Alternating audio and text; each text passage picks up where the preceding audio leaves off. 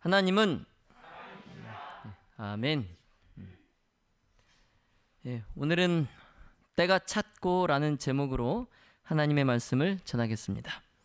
우리 주제 성경절 하나님의 말씀 마가복음 1장 14절 15절의 말씀을 함께 보겠습니다. 마가복음 1장 14절 15절의 말씀입니다. 요한이 잡힌 후 예수께서 갈릴리에 오셔서 하나님의 복음을 전파하여 가라사대. 자, 노란색 글씨 같이 읽을까요? 시작. 때가 찼고 하나님 나라가 가까웠으니 회개하고 복음을 믿으라 하시더라. 아멘. 때가 찼고 하나님 나라가 가까웠으니 회개하고 복음을 믿으라. 아멘. 여러분, 이스라엘에서 메시아의 탄생이 처음으로 반포된 곳은 어디일까요? 메시아의 탄생이 처음으로 반포된 곳. 자, 1번 갈릴리 지역, 2번 사마리아 지역, 3번 유대 지역. 몇 번일까요? 네, 3번입니다. 유대 지방에서 메시아의 탄생이 처음 반포되었어요. 사가랴가 예루살렘의 성전 제단 앞에서 봉사하고 있을 때 선구자 침례 요한의 탄생이 그에게 예고됐어요. 그리고 베들레헴의 언덕에서 천사들이 예수님의 탄생을 선포했습니다. 그리고 그 후에 동방 박사들이 탄생하신 예수님을 찾아 예루살렘에 왔었어요. 그리고 예루살렘 성전에서 시므온과 안나가 예수님의 신성에 대하여 증언하였습니다. 그리고 예루살렘과 온 유대가 침례 요한의 전도를 들었어요. 그래서 산헤드린에서 파견된 대표자들, 그들이 군중들과 함께 예수님에 관한 침례 요한의 증거를 들었습니다. 그리고 유대에서 예수님께서 그의 처음 제자들을 받아들이셨어요. 이제 그 후로 예수님께서 또 성전을 정결하게 하실 때에 나타났던 그 신성의 번쩍임, 그리고 병 고치시는 이적, 그리고 그 입술에서 나온 하늘의 진리에 관한 가르침 등 이런 모든 일들이 어디에서 이루어졌어요? 제가 지금까지 나열한 이런 모든 일들이 유대 지역에서, 유대 지방에서 이루어졌어요. 여러분, 이것은 무엇을 말해 줍니까? 그만큼 유대 지방은 메시아의 탄생과 또 구속사의 중요한 그 사건들이 이루어진 지역. 그럼으로써 이 유대 지방은 영적으로 매우 중요한 곳이다라는 거죠. 영적으로 매우 중요한 곳이다. 어디가요? 유대 지역, 유대 지방이. 자, 그러나 이것이 유대 지방이 다른 지역보다 더 축복받은 곳이다라는 의미는 아니에요. 엘렌 화이트는 말씀하기를, 만일 이스라엘의 지도자들이 그리스도를 받아들였다면 그는 세상에 복음을 전파하는 자기의 기별자가 되는 영예를 그들에게 주셨을 것이다. 이렇게 말씀합니다. 뭐예요? 이 말씀은 이스라엘의 지도자들이 뭐 했다는 거예요? 그리스도를 받아들이지 않았다는 거죠. 받아들이기만 했다면 세상에 복음을 전파하는 기별자로 이 이스라엘의 지도자들, 이 유대 지역의 사람들을 첫 번째로 그의 기별을 전하는 첫 번째 영예를 주셨을 것이다 라는 거죠. 다시 말씀드려서 이 유대 지역은 참 축복받은 곳인데 자신들의 받은 그 축복을 자기 것화하지 못했다는 겁니다. 그래서 이 유대 지역, 특히 이제 이 이스라엘은 하나님께서 약속하신 그 때를 알지 못했어요. 그 때. 그래서 유대 지도자들의 시기와 불신은 공공의 난 증오심으로 무르익어 갔어요. 그 때를 알지 못했기 때문에 예수님에 대한 시기와 불신, 이것이 이제 증오심이 되어서 이 백성들의 마음도 예수님에게서 떠나가게 합니다. 백성들의 마음도. 그래서 마침내 이제 사내들인이 예수님의 기별을 거절하고 오히려 이제 예수님을 어떻게 하려 합니까? 죽이려 하죠. 예수님을 죽이려고 합니다. 그래서 결국 예수님께서 예루살렘과 제사장들과 또 성전과 또 종교적 지도자들과 또 율법에 정통한 사람들이 있는 유대 지역에서 떠나세요. 그 유대 지역에서 떠나서 당신의 기별을 선포하시고 또 복음을 만국에 전파할 자들을 모시기 위해서 다른 계층의 사람들에게로 향하십니다. 다른 계층의 사람들. 자, 그런데 여러분, 애석하게도 사람들의 빛과 생명이 예수님의 시대의 교회 당국자들에 의해서 배척당했던 것과 같이 그 후에 각 세대에 있어서도 그래 왔다는 거예요. 뭐가요? 생명의 빛과 진리의 말씀이 교회 당국자들에 의해서 배척됐다는 거죠. 다른 이방인들도 아니고 교회 종교 지도자들에 의해서 진리의 말씀이 배척됐다는 거예요. 근데 이게 예수님 시대뿐만이 아니라 각 세대에 이게 다 그랬다는 거죠. 그래서 오늘날에도 마찬가지입니다. 오늘날에도 이 개혁자들을 따른다고 공언하는 사람들 중에 개혁자들의 정신에 따라서 일하는 사람들이 찾아보기 힘들 정도입니다. 그래서 하나님의 음성을 귀담아 듣고 어떤 모양으로 진리가 제시되든지 하나님의 말씀을 받아들일 준비가 되어 있는 자들을 찾아보기 힘든 오늘날을 우리가 살고 있어요. 그래서 우리가 사람들을 만나서 우리의 기별을 전하려고 하면 벌써 어떻게 합니까? 거부하죠. 사람들이 거부합니다. 그래서 하나님의 진리의 말씀이 어떤 모양으로 제시되든지 그 진리의 말씀이 받아들여져야 되는데 그 엘렌 화이트에 의한 이런 책 우리가 소개를 할 때에 그들이 거부하고 거절하는 거예요. 예수님 시대 때부터 그래 왔어요. 그래서 예수님께서 당신의 기별을 선포하시고 또 복음을 세상에 전파할 자들을 모시기 위해서 유대 지역을 떠나서 지금 어디로 가십니까? 유대 지역을 떠나서 갈릴리로 가세요. 근데 예수님 당시에 이 갈릴리 사람들은 불학무식하다 그랬어요. 뭐라고요? 불학무식하다. 무슨 뜻입니까? 배우지 못하고 아는 게 없다는 거죠. 그래서 사람들이 뭐 했어요? 멸시했어요. 그 지역이 어디라고요? 갈릴리. 그런데 예수님에게는 이 갈릴리가 다른 지역보다도 심지어 유대 지역보다도 예수님 보시기에는 더 유망한 곳이었어요. 갈릴리가. 사람들에게서는 멸시받고 천대받는 지역이 예수님 보실 때에는 그곳이 복음을 전하는 데에는 참 유망한 곳이었어요. 왜냐하면 이 갈릴리 사람들은 유대 사람들보다 진리에 더 열성이 있고 신실했어요.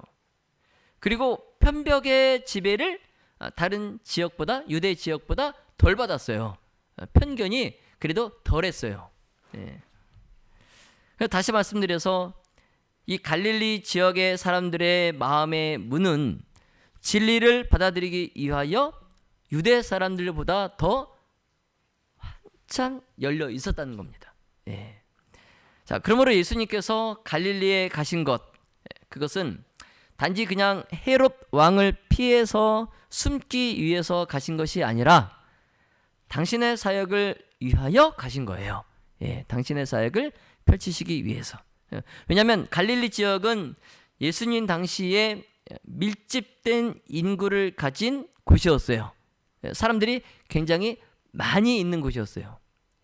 그래서 유대의 어느 지방보다도 외국인들이 가장 많이 섞여 사는 곳이 갈릴리였어요. 그래서 복음을 전하는 데에는 갈릴리가 아주 최적의 지역이었습니다. 그래서 예수님께서 그곳으로 가신 거예요. 복음을 전하시기 위해서. 그래서 갈릴리에서 예수님께서 가르치시고 또 사람들을 고치시면서 도시와 촌락에서 많은 사람들이 이제 예수님께 모여듭니다. 심지어 유대에서까지 왔어요. 예수님이 떠나왔던 유대 지역에서까지 사람이 몰려들었어요. 예수님에게로. 그래서 예수님께서 너무 많은 군중이 모여들었기 때문에 때때로 그 사람들을 피해서 숨지 않으면 안 되었어요. 왜냐하면 수많은 사람들이 너무나 열광적이기 때문에 이 로마 당국에서 볼 때는 어떻게 보입니까? 저 예수가 사람들을 선동해서 뭐 할 것이다? 반란을 일으킬 것이다. 폭동이 일어날 것이다. 이런 로마 당국은 그렇게 생각을 하는 거죠. 그래서 예수님께서 그것을 경계해서 미리 조심할 필요가 있었어요. 아직 예수님의 그 때가 아직 그 때가 되지 않았기 때문에 아직은 예수님께서 조심할 필요가 있으셨어요. 그래서 너무 많은 사람들이 몰려올 때는 그 사람들 군중을 피해서 숨기도 하셨어요. 그래서 이스라엘의 구속을 오랫동안 갈망하여 오던 줄이고 목마른 그 사람들이 자비가 많으신 예수님의 그 은혜의 잔치에 너나 나나 할 것 없이 다 몰려드는 거예요. 그래서 예수님께서 그 몰려드는 수많은 군중들에게 전하셨던 그 가르침, 그 가르침의 요지가 뭐냐면 때가 찼고 하나님 나라가 가까웠으니 회개하고 복음을 믿으라, 이겁니다. 예수님께서 그 몰려드는 군중들에게 전하신 가르침의 요지가 뭐라고요? 때가 찼고 하나님 나라가 가까웠으니 회개하고 복음을 믿으라, 이겁니다. 얼마나 단순합니까? 그렇죠? 그래서 예수님께서 여기 때가 찼다, 즉 성취되었다, 이 선언하신 것이 그 때가 언제냐면 천사 가브리엘이 다니엘에게 알려준 그 시기를 말씀하신 거예요. 예수님께서 말씀을 전하실 때에는 항상 구약의 말씀을 기반으로 해서 사람들에게 말씀을 전하십니다. 성경의 구약의 말씀을 기반으로. 그래서 여기서 때가 찼고 해서 이 때도 언제냐면 구약 성경에 다니엘서 있죠. 그 다니엘서에 천사 가브리엘이 다니엘에게 알려준 그 시기를 말씀하시는 거예요. 다니엘서 9장 24절에 보시면 네 백성과 내 거룩한 성을 위하여 70일에로 기한을 정하였나니 허물이 마치며 죄가 끝나며 죄악이 영속되며 영원한 의가 드러나며 이상과 예언이 응하며 또 지극히 거룩한 자가 뭘 받으리라? 기름 부음을 받으리라. 지극히 거룩한 자가 기름 부음을 받으리라. 누굴 말씀하시는 걸까요? 예수님이에요. 예수님. 근데 그 기한을 지금 언제로 정했어요? 그 기간이 70일입니다. 70일에. 자, 성경에서 예언을 해석할 때의 하루는 1년을 나타냅니다. 1년을 나타내요. 그래서 70일에면 몇 주죠? 71회가 몇 주입니까? 70주죠. 70주. 그러면 1로 하면은 몇 일입니까? 한 주가 7일이죠. 그럼 70주면 몇 일이에요? 490일. 그러면 성경에서 예언상 하루는 1년을 나타낸다 했으니까 자, 70일에 70주는 490일. 그러면 490일은 이 예언을 풀 때에 몇 년이에요? 490년. 490년. 그래서 가브리엘 천사가 다니엘에게 이 기간의 기산점도 알려줘요. 이 70일의 기산점이 언제부터인지. 그래서 그 기산점이 언제냐면 그 70일에 490년이 시작하는 시점, 그 해가 언제냐 그랬더니 예루살렘을 중건하라는 그 명령이 반포될 때부터, 선포될 때부터라고 그래요. 예. 자, 그래서 예루살렘 중건령이 그럼 언제 발효됐냐? 이게 또 중요하겠죠. 그렇죠? 예루살렘을 중건하라는 명령이 날 때 그때부터 490년이 시작되니까. 네. 근데 이 예루살렘을 중건하라는 영을 누가 냈냐면 아닥사스다 롱기마누스 왕이 냈어요. 예. 아닥사스다 롱기마누스. 예. 그가 주전 457년 가을에 이 칙령을 발표하고 효력이 발생했어요. 주전 457년. 그러면 이 71회의 기산점이 몇 년이에요? 주전 457년이 되겠죠. 그럼 457년부터 주전 457년부터 몇 년을 더하면 돼요? 490년을 더하면 그때가 기름 부음, 지극히 거룩한 자가 기름 부음 받는 해가 되는 거예요. 그럼 예수님이 뭐 하시는 해가 되는 거예요? 침례를 받으시는 해가 되는 거예요. 예수님께서 침례 받으신 날 하늘에서 성령이 임했잖아요. 그렇죠? 예, 기름 부음 받은. 그러니까 예루살렘을 중건하라는 영, 그 칙령이 발효된 주전 457년, 그때부터 71회 490년을 더하면 서기 몇 년이 될까요? 서기 27년이 되는 거예요. 예, 근데 서기 27년은 무슨 해예요? 예수님께서 요단강에서 침례 요한에게 뭘 받으신 날이에요? 침례를 받으신 날, 기름 부음을 받으신 날이에요. 여러분 놀랍습니까? 성경의 예언이 참 놀랍죠. 예. 다니엘은 예수님이 태어나기도 수백 년 전이에요. 이미 이 일이 있기 수백 년 전에 이 예언을 한 거예요. 예. 그리고 하루의 오차도 없이 예언이 정확히 성취가 됩니다. 때가 찼어요. 예. 정확히. 그래서 다니엘서 9장 27절에 그가 그 이레의 절반의 제사와 예물을 금지할 것이다 그랬어요. 그는 누구예요? 예수님이죠. 예수님이 기름 부음 받은 자 예수님이죠. 예수님께서 이레의 절반의 제사와 예물을 금지할 것이다 그랬어요. 이레는 몇 년이에요? 7년이에요. 7일이니까 7년이죠. 근데 그 절반은 뭐예요? 3년 반이죠. 3년 반. 예수님께서 공생애를 몇 년 하셨어요?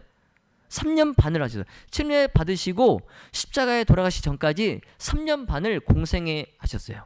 복음을 전하셨어요. 3년 반 동안. 예. 그래서 이 예언의 말씀이 아주 정확히 일치합니다. 예. 주후 27년에 침례를 받으시고 기름 부음을 받으신 후에 그가 이레의 절반에 3년 반에 제사와 예물을 금지한다 그랬어요. 십자가에 예수님께서 하나님의 어린 양으로 구약 시대에 성전에서 죄인의 제물로 드려졌던 어린 양, 죄인들의 속죄 제물 어린 양을 예수님께서 친히 몸소 하나님의 어린 양이 되셔서 십자가에 달리셨을 때 이 지구상의 전 인류의 죄를 예수님께서 하나님의 어린 양으로 모든 죄를 다 짊어지시고 십자가에서 희생 제물이 되셨어요. 그래서 더 이상 성소에서 성전에서 양을 잡아서 속죄 제물을 번제를 드리게 됐어 안 됐어요? 이제 그럴 필요가 없어졌어요. 예. 여러분 정확히 예언이 성취가 됐나요? 제사와 예물을 금지하셨어요. 예. 딱 일의 절반에. 그래서 예수님께서 십자가에서 달려 돌아가실 때에 성전 안에서 지성소의 그 휘장이 어떻게 됐어요? 위에서 아래로 쫙 찢어졌잖아요. 그것은 제사와 예물이 완전히 폐지됐다는 것을 말해줍니다. 예. 더 이상 이제 제사와 예물을 드릴 필요가 없다는 거예요. 예수님의 죽으심으로. 예. 이 가브리엘 천사가 또 뭐라고 말씀하시냐면 그가 장차 많은 사람으로 더불어 한 이레 동안의 언약을 굳게 정하겠다 그랬어요. 예. 그래서 예수님께서 공생애에 착수하신 후에 주후 27년에 침례를 받으시고 기름 부음을 받으신 후에 한 이레 동안 7년 동안 유대인들에게 특별히 이 복음이 전하여질 것입니다. 이 복음. 그래서 3년 반은 예수님께서 친히 전하셨어요. 복음을. 그리고 한 이레의 나머지 절반 3년 반은 누가 했어요? 예수님의 제자들, 사도들이 3년 반 동안 이 복음을 전합니다. 예. 그래서 한 일해 동안 7년 동안의 언약을 굳게 정하셔요. 예. 다시 말씀드리면 한 일해, 즉 7년은 주후 34년에 끝이 나요. 예. 34년에. 그때 유대인들은 스데반을 돌로 치죠. 그래서 그를 죽입니다. 그래서 이 유대인들이 복음에 대한 그들의 거부를 최종적으로 인쳤어요. 예. 그 윤석열 대통령이 계엄령을 선포함으로써 자기의 탄핵에 최종적으로 인을 찍었다. 누가 또 이렇게 얘기를 하더라고요, 방송에서. 네.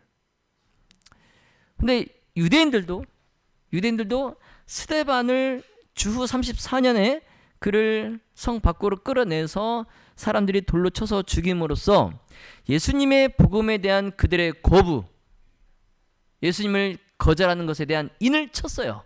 우리는 예수님을 거절하겠다. 이 예수는 그냥 일반 보통 사람이지 성경의 메시아로 예언된 예수가 아니다. 인을 쳤어요. 예. 그래서 그들에게 복음은 이제 끝이 납니다. 예. 그리고 이제 그리스도인들을 잡아다가 박해해요. 예. 스데반을 죽이고 이제 그리스도인들을 잡아다가 박해합니다. 가두고. 그때 그 그리스도인들을 잡으러 다닌 사람이 누구예요? 사도 바울이에요. 그제는 이제 개심하기 전에 사울. 그때 스데반의 겉옷을 갖고 있던 사람이 사울이에요. 그 사람이 하나님의 종, 예수님의 종으로 거듭난 거죠. 참 대단한 역사입니다.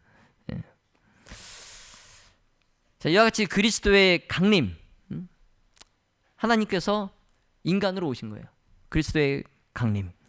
그리고 성령으로 그리스도께서 그에게 기름을 부어주시고, 그리고 십자가에서 그의 죽으심, 그리고 이방에 대한 복음의 전파, 이런 것들에 관한 그 때가 성경의 예언에 명백히 기록되어 있어요. 우리가 확인했죠, 방금? 예. 이러한 것들에 관한 그 때가 성경에 아주 정확하게 기록되어 있어요. 선지자에 의해서. 이런 예언을 이해하고 예수님의 사명에서 그 예언들의 성취를 인식하는 것은 유대 백성들, 유대 사람들의 특권이었어요. 예, 정말 어마어마한 특권이었어요. 그런데 이 유대 사람들이 어떻게 했어요? 굴러 들어온 복을 발로 찼어요. 예. 자, 그렇기 때문에 예수님께서는 때에 관하여 다니엘에게 주어진 예언, 그 예언을 언급하시면서 뭐라고 하셨어요? 자, 읽는 자는 깨달을진저. 읽는 자는 깨달을진저. 예. 귀가 있어도 듣지 못하고 눈이 있어도 보지 못하는 때가 옵니다. 예. 그래서 예수님께서 뭐라고 하세요? 제발 읽거든 뭐하라? 깨달아라. 예. 여러분, 제가 말씀드렸죠. 이 메시아의 예언에 관해서 누구만큼 연구한 사람이 없어요. 유대 사람들만큼 연구한 사람이 없어요. 그런데도 정작 그 실체가 그들에게 나타났을 때, 오셨을 때 그들이 알아보지 못했어요. 읽기는 읽되 깨닫지 못한 겁니다. 그리고 자기 위주로 그 예언을 해석하는 거예요. 자기 위주로. 예. 자, 이제 말씀을 정리하겠습니다. 여러분, 하늘의 기별을 가지고 다니엘에게 왔던 천사 누구라고요? 가브리엘. 예. 이 가브리엘 천사는 하나님의 아들, 예수님 다음 지위에 있는 가브리엘이었어요. 근데 처음에 죄가 시작되기 전엔 누구였어요? 그 지위가? 루스벨이었겠죠. 루스벨.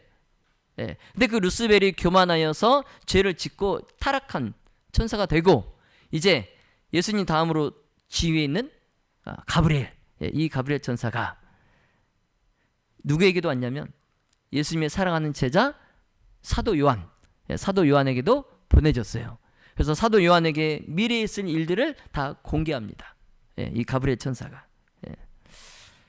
아모스 3장 7절 그리고 신명기 29장 29절에 보시면 이 예언의 말씀을 읽고 들으며 그 가운데 기록한 것을 지키는 자들에게 축복이 선언되어 있어요. 예. 이 예언의 말씀을 읽고 깨닫고 지키는 자들에게 축복, 하늘의 축복이 선언되어 있어요. 자, 그러므로 하나님께서 우리에게 주신 이 예언의 말씀을 경건하고 기도하는 마음으로 연구하면 하나님의 축복이 따를 것입니다. 예. 2000년 전에 그리스도의 초림에 대한 기별이 당신의 은혜의 왕국을 공포하였던 것처럼 그리스도의 재림에 대한 기별은 이제 그분의 영광의 왕국을 공포합니다. 예. 다니엘서 12장 4절과 10절에 많은 사람이 빨리 왕래하며 지식이 더하리라. 마지막 때를 지금 말씀하고 있는 거예요. 마지막 때에. 예. 여러분, 광주서 서울까지 KTX 타면 얼마? 1시간 반? 1시간 반이면 가죠. 얼마나 빨라졌습니까? 그렇죠? 예, 참. 그 광주에서 제주도 비행기가 하늘에 뜨면 30분이면 도착하더라고요. 예. 이제 그 전에 시간이 오래 걸려서 그렇지 일단 비행기가 하늘에 뜨면 30분이면 제주도에 도착해요. 얼마나 빨라졌습니까? 그렇죠? 지식은 뭐 말할 것도 없죠. 그렇죠? 예. AI 시대가 옵니다. 뭐 이미 왔죠. AI 시대가. 근데 이 마지막 때에 악한 사람은 악을 행하고 또 악한 자는 아무도 깨닫지 못하되 오직 지혜 있는 자는 뭐하리라? 깨달으리라. 예. 무엇을? 이 예언의 말씀을. 예. 그래서 가브리엘 천사의 첫째 기별과 같이 지금 이 가브리엘의 두 번째 기별, 다니엘에게 마지막 시대에 대해서 설명한 이 두 번째 기별은 다니엘 시대에는 밝혀지지 않았어요. 예언이 봉해졌어요. 이걸 아무도 해석을 못했어요. 그렇지만 마지막 때에는 이걸 이해할 것이다 그랬어요. 예. 지혜 있는 자는 깨달으리라 그랬잖아요. 지금 이 다니엘서에 그 당시에 봉해졌던 예언의 말씀이 이 마지막 때에 이미 다 지금 오픈됐어요. 다 이제 해석이 됐어요. 예. 그리고 예수님께서 친히 당신의 오심에 대한 징조를 보여주셨어요. 예. 이러한 일이 있거든 마지막 때가 가까운 줄 알라.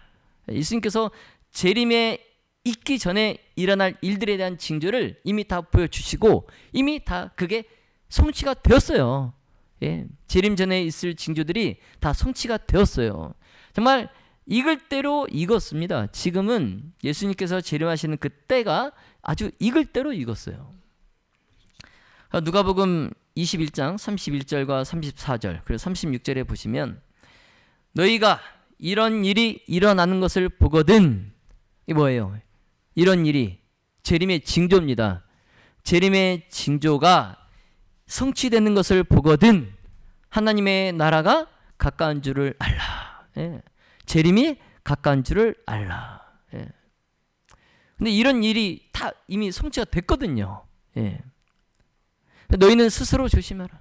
그렇지 않으면 방탕함과 술 취함과 생활의 염려로 우리가 요즘 생활의 염려를 얼마나 많이 합니까? 그렇죠? 정말 하루하루 생활의 염려로 살잖아요. 그 생활의 염려로 마음이 둔하여지고 뜻밖의 그날이 덫과 같이 너에게 임하리라. 도적과 같이 너에게 임하리라. 여러분 도적이 예고하고 옵니까? 우리 집에? 여러분 교통사고가 예고하고 벌어집니까? 예고 없이 벌어지죠. 갑자기. 이러므로 너희는 장차 올 이 모든 일을 능히 피하고 인자 앞에 서도록 항상 기도하며 깨어있으라. 예, 항상 기도하며 깨어있으라. 네. 항상 기도하며 깨어있으면 장차 올 이 모든 일을 뭐 할 수 있다? 능히 피할 수 있다는 거예요. 네, 능히 피할 수 있다.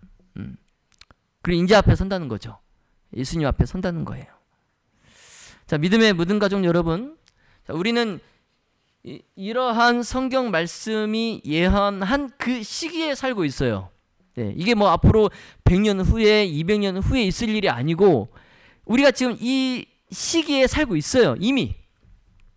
정말 종말의 때가 이르렀습니다. 예. 벌써 2024년도 이제 한 달도 안 남았잖아요. 그렇죠? 네. 2024년도 아직 한 달도 안 남았어요. 다니엘의 그 예언은 이미 해석이 됐어요. 밝혀졌어요. 네. 하나님의 엄숙한 경고는 그리스도의 영광의 강림, 재림이 가깝다는 것을 우리에게 가르쳐 줍니다. 네.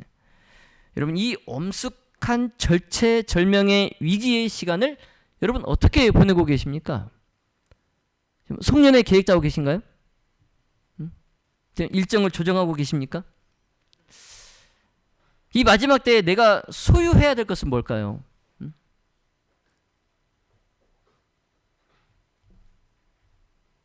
내가 이 마지막 때에 내가 정말 갖고 있어야 될 건 뭘까요? 하나님의 성품을 소유해야 합니다. 하나님의 성품. 네. 우리가 하늘나라에 갈 때 가지고 갈 수 있는 건 뭐라고 했어요? 성품이에요, 성품. 아무것도 하늘나라에 갈 때 갖고 갈 수 있는 게 없어요. 예. 오로지 성품. 성품. 예. 그래서 우리는 이 마지막 때에 내가 정말 소유해야 될 것은 현찰이 아니라, 금이 아니라, 비트코인이 아니라 뭐예요? 성품이에요. 하나님의 성품. 예. 우리가 다른 것에 몰두하기보다는 하나님의 성품에 가깝도록 내가 노력해야 됩니다. 근데 저부터도 그게 잘 안 돼요. 예. 그래서 참 괴롭습니다. 예. 근데 정말 시간이 얼마 안 남았어요. 더 늦기 전에 내가 변화되어야 함을 정말 느낍니다. 예. 제가 변화되어야 함을 느껴요. 그래서 야곱처럼 참 죽기 살기로 하나님께 내 마음을 변화시켜 달라고 매달리려고 그래요. 이제 예. 내 힘으로 안 되니까. 내 힘으로는 내가 변화될 수가 없어요. 예. 하나님께서 저를 변화시켜 주셔야만이 제가 변화됩니다. 예. 우리 모든 가족 모두가 정말 시간이 얼마 없음을 깨닫고, 예.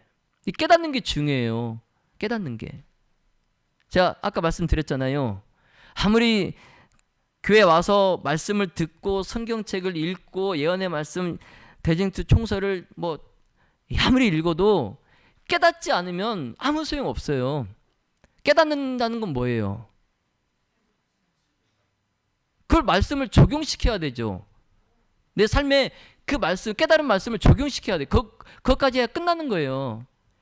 읽는 것에서 끝나도 안 되고 그 읽고 그것을 깨닫는 게 중요한데 깨닫는 것에서 또 끝나면 안 돼요. 깨닫고 나서 또 뭐 해야 돼요? 네, 그 말씀대로 내가 살아야 돼요. 내가 삶에서 내가 그 말씀을 적용시키고 살아야 돼요. 그게 끝나는 거예요. 예, 거기까지 해야 돼요. 거기까지. 예. 여러분 우리 속담에 하다가 아니하면 뭐하면 못하다 뭐 그러잖아요. 가다가 중지하면 아니하면 못하다 그러잖아요. 똑같습니다. 똑같아요.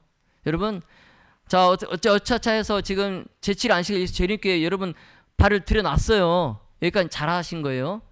그래서 여기서 이제 성경 공부도 열심히 하고 진짜 내가 말씀대로 막 하여튼 막 이해하려고 하고 막 깨닫기도 하고 그럽니다. 그것도 잘한 거예요. 근데 내가 막상 돌아가서는 집에서는 내 삶 속에서는 그 말씀대로 사라지질 않아. 예. 그러면 안 돼. 그러면 여러분 어차피 그렇게 하실 바에야 교회 오지 마세요. 아 진짜로 교회 뭐하러 오십니까? 이 아까운 시간에? 여러분 내가 말씀대로 살려고 해야만 그런 분들만 오셔야지 그냥 교회만 다닌다고 오실 필요가 없어요. 시간이 아까워요. 예. 정말 제가 애타게 여러분께 호소드립니다. 정말 마지막 때가 됐어요. 가까웠어요. 그러면 내가 정말 깨닫고 그 말씀대로 이제 살아야 돼요. 살아야 돼요. 네. 저부터도 안 된다고 말씀드렸죠. 그래서 야곱이 밤새 씨름했잖아요. 하나님과. 정말 야곱과 같은 심정으로 매달려야 돼요. 예. 여러분, 하나님 저는 안 됩니다. 제가 그렇게 하려고 해도 저는 안 됩니다. 예. 저를 변화시켜 주십시오. 예. 유대인들은 하나님의 말씀을 오해하고 그 말씀을 잘못 적용시켰어요. 그 말씀을 자신들에게 유리하게 적용시켰어요. 예.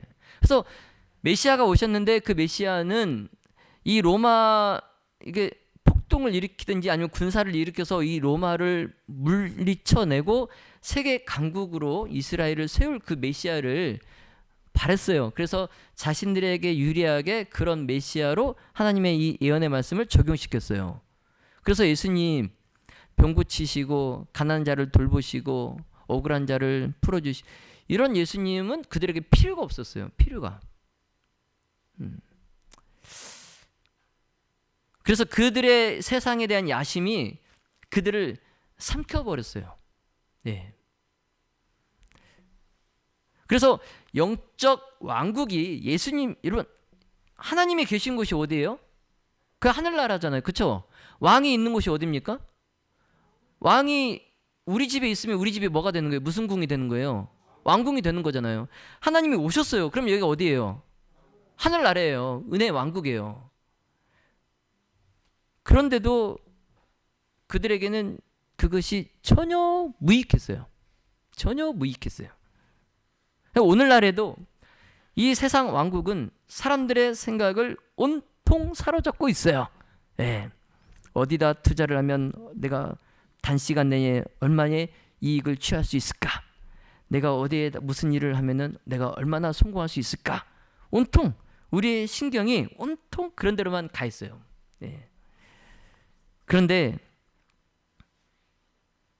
예언의 성취와 하나님의 나라의 신속한 도래의 재림의 징조들 이런 것에는 우리가 주의를 기울이지 않습니다. 네.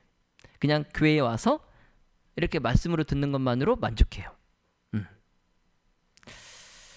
자, 데살로니가전서 5장 4절로 6절에 자, 형제들아 너희는 어두움에 있지 아니하며 그 날이 도적같이 너희에게 임하지 못하리니. 네. 어디에 있지 않으니까? 어둠에 있지 않으니까. 그날이 예수님의 재림이 도적같이 너에게 임하지 않는다 그랬어요.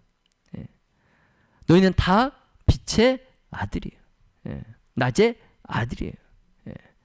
우리가 밤이나 어둠에 속하지 아니합니다. 자, 노란 글씨 같이 읽을까요? 시작.